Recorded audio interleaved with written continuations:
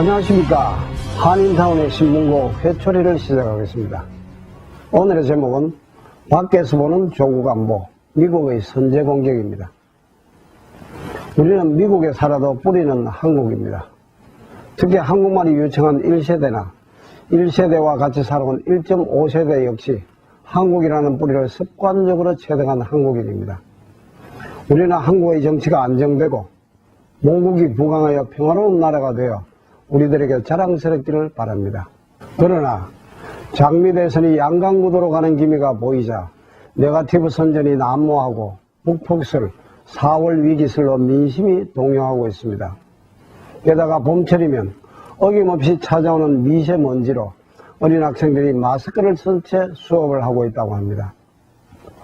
특히나 안보는 어떤 상황입니까? 미국의 칼빈스람 항모전단이 한반도로 접근하는 등 미국의 전력 자산이 전진 배치되고 세컨더리 보이콧보다 군사적 옵션을 가동할 것으로 보이며 일본과 중국은 미국의 북한 공격에 대비하고 있는 듯 합니다. 그러나 아직도 사드는 다음 정부에 넘겨야 한다는 주장을 내려놓지 못하고 있는 한 유력 대선 후보는 안보에 대한 후보의 불안을 의식한 탓인지 대통령이 되면 북한에 먼저 가겠다고 해놓고는 이제는 미국에 가서 북핵 문제를 근원적으로 해결할 방안을 모셔가겠다고 하니 어지간히 급하긴 급했던 모양입니다. 어떤 지혜가 있는지 공약으로 한번 내걸어서 국민의 지지를 받아보시는 것이 더 낫지 않을까 합니다만 한국의 새 정부는 지금의 유력 후보들 중 누가 되든 현실주의자인 트럼프와 궁합이 안 맞을 가능성이 아주 다분합니다. 새 정부가 들어섰을 때 한미관계야 그럭저럭 유지되겠지만 한미동맹이 뒷전으로 밀린다고 가정해 보십시오. 이럴 경우 미국이 중국과 협상을 하고 일본과의 긴밀한 협조하에 비핵화 또는 핵동결을 매개로 두 개의 한국 전략으로 가서 평양과 직거래를 한다면 한국의 미래는 어떻게 될까요? 정말 정신 차리지 않으면 죽어봐야 저승맛을 안다는 말이 실감나게 될지도 모릅니다. 최근 미국 방송과 일본 방송 등 세계 언론들이 미국의 북한 선제 공격과 한반도 전쟁 가능성에 대해 연일 보도하며 오산 비행장에는 MBC 방송이 현지에서 패딩 차림으로 특집 생방송을 해대고 있습니다. 역사적으로 보면 미국의 대북한 선제 공격은 이미 1994년 모든 준비가 된 적이 있습니다. 알려진 바로는 당시 김영삼 대통령이 반대해서 못했다고 합니다만 미국은 그런 나라가 아닙니다. 미국은 자국을 위한 군사 행동을 동맹국과 상의하지 않는 것이 정설로 되어 있습니다. 보셨잖아요. 미중 정상회담 중에도 시리아에 폭격을 하는 미국입니다. 그리고 미국은 2차 세계대전 이후 많은 전쟁을 수행해왔기 때문에 전쟁에 대한 엄청난 노하우를 갖고 있으며 전쟁 두려움 또한 없습니다. 오히려 중국은 월남과의 패전 이후 전쟁 경험이 전무한 상황이라 내심 두려움을 느낄지도 모릅니다. 클린턴 정부 시절 국방장관을 역임한 윌리엄 페리의 회고록이나 일부 보도된 내용을 종합해보면 1994년 6월 북폭 중단에서 한국 정부의 역할은 거의 없었던 것으로 보입니다. 1993년 3월 북한 김정일이 핵 확산 금지 조약을 탈퇴한 이후부터 1994년 10월 제네바 합의 때까지 일어났던 일들을 우리는 눈여겨봐야 할 것입니다. 1994년에는 북한 김정일이 영변 핵시설에서의 폐연료봉 재처리를 천명했습니다. 당시 클린턴 행정부는 영변 원자로에서 폐연료봉을 꺼내 재처리를 시작하는 1994년 6월 16일을 북핵 제거를 위한 선제 타격의 D-Day로 잡았습니다. 이를 위해 1994년 봄부터 한국과 주변 지역에 한개 기갑사단, 한개의 대대와 아파치, 공격 헬기, 미 7함대 예하 항공모함 공습단, 1000명의 특수전 병력을 대기시켜놨습니다. 당시 한국 내 미 민간인 귀국도 계획하고 비밀리에 훈련까지 했으며 여기에는 민간인뿐만 아니라 그들의 애완동물까지 철수시킨다는 내용이 들어있습니다. 그러다 군사작전 개시 시간을 불과 1시간가량 앞두고 당시 김일성과 만나고 있던 지미 카터 전 대통령으로부터 모든 재처리 활동을 중단하면 미국이 제재 및 미군 정강을 유보하고 협상에 나설 수 있느냐는 김일성의 제안을 받고 북핵시설 선제 타격 작전을 연기하게 되었습니다. 그리고 넉 달 뒤에 스위스 제네바에서 북한과 핵시설 폐기 및 이를 대처할 경수로 건설을 내용으로 합의를 했습니다. 이것이 제네바 협정인 것입니다. 오바마 미 대통령이 북한의 잠수함 발사 탄도탄 발사 시험 성공 후 김정은 정권을 파괴해버릴 것이라고 경고한 적이 있습니다.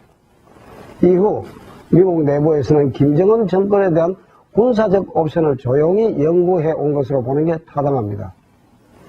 이후로도 북한의 핵무기 개발과 탄도미사일 발사 시험에 대한 미국 조야의 반응은 점점 더 강경해졌습니다. 최근 트럼프는 중국이 북한 문제를 풀지 않는다면 우리가 풀 것이다. 내가 해줄 수 있는 말은 이게 전부다 라고 합니다. 반면 한국 정치권과 정부 관계자들은 사드의 한국 배치에 대한 중국의 반발에만 집중하고 있습니다. 미국이 한국 정부도 모르게 북한 핵시설과 미사일 시설에 대한 선제 타격을 할 수 있다고는 생각하지 않는 것 같습니다. 중국의 입장은 어떡할까요? 지난해 9월 9일 북한이 5차 핵실험을 실시하면서 중국 공산당 지부에서는 미국의 선제 타격을 묵인할 수도 있다는 가능성을 내려놨다는 중국 공산당 외교 소식통의 주장이 보도되기 시작했습니다. 중국 공산당 입장에서도 북한이 핵무기를 보유하는 것을 용납할 수 없기 때문이라는 설명입니다. 여기에 김정은 제거 후에도 중국의 북한 영향력을 보장한다는 미국과의 협상서를 마저 나와 선제 공격의 신빙성을 더하고 있습니다. 최근의 트럼프와 시진핑의 회담과 회담 이후의 긴밀한 접촉은 무엇을 의미하겠습니까? 1994년 6월과 23년이라는 시간이 지난 지금과의 큰 차이는 북한이 이미 핵무기와 잠수함 발사 탄도미사일, 중거리 탄도미사일을 보유하고 있다는 점입니다. 이제는 북한이 수도권을 공격하는 것보다 미군이 있는 일본 주요 도시와 오키나와, 괌을 향해 핵탄두를 정착한 중거리 탄도미사일을 발사하고 한국 내 미군 정원병력이 들어오는 항만도시인 부산, 포항, 울산, 미 공군이 사용할 수 있는 김해, 군산, 오산 등을 향해 핵무기를 사용할 수 있다는 점입니다. 23년 전과 달리 이제는 북한 곳곳에 핵무기 개발 시설이 있으며 중국 업체를 통해 도입한 특수 차량을 개조해 만든 이동식 차량 발사대가 100여 대 이상이어서 공군력을 동원한 선제 타격만으로는 북한 미사일 관련 시설을 완벽하게 제거하기가 어렵다는 점입니다. 또 하나의 이유는 한국 내부에서 자체 핵무장과 미 전술핵 재배치 등의 강경한 목소리가 나오기 시작했다는 점입니다.